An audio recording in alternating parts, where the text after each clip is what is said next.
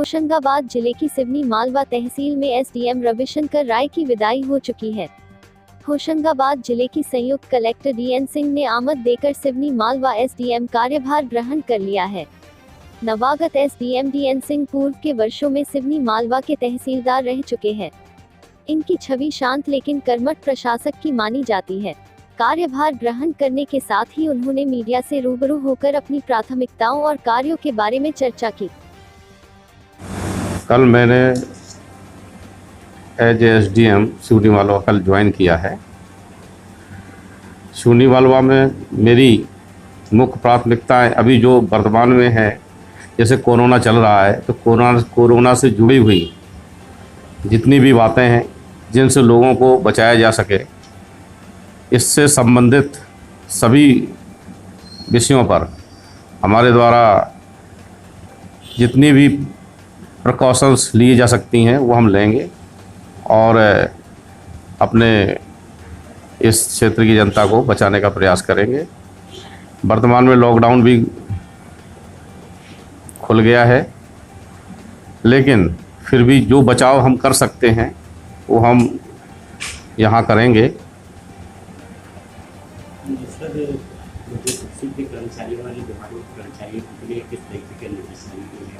क्या अपेक्षाएं रहेंगी आपकी उससे?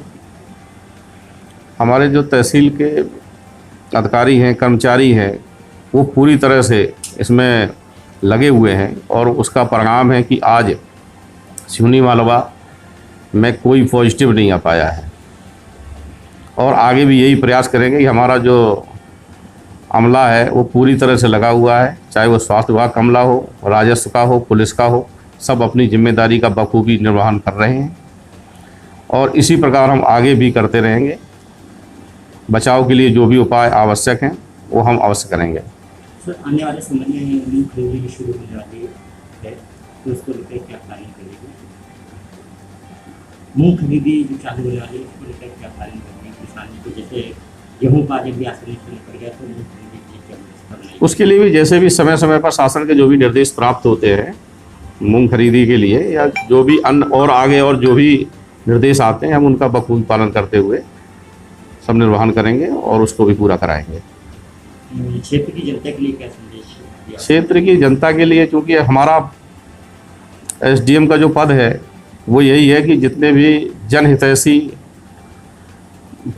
जितने लोक उपयोगी कार्य होते हैं जनता की जो छोटी छोटी समस्याएं होती हैं उनको यदि हम दूर कर पाएँ, ये हमारी सबसे बड़ी उपलब्धि होगी।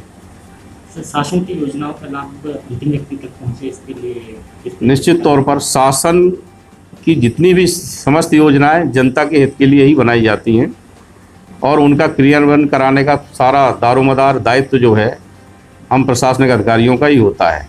और मैं यहाँ निश्चित तौर पे अपने सभी सहयोगी हैं उनके साथ मिलकर हम ये प्रयास करेंगे कि जनता तक उनका लाभ पहुँचे। अन्य विभागों से किस तरीके से सामंजस्य बना के काम किया जाता है?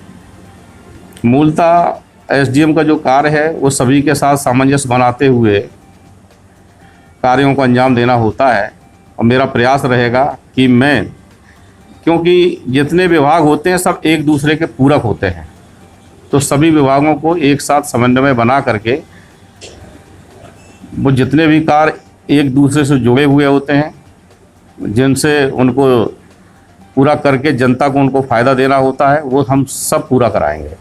आज की जो समस्याएं हैं और जो शिकायतें हैं उनका निराकरण किस तरीके से? उसका निराकरण बड़ा सरल होता है। सबसे पहले तो हमें जनता को सुनना चाहिए, समझना चाहिए।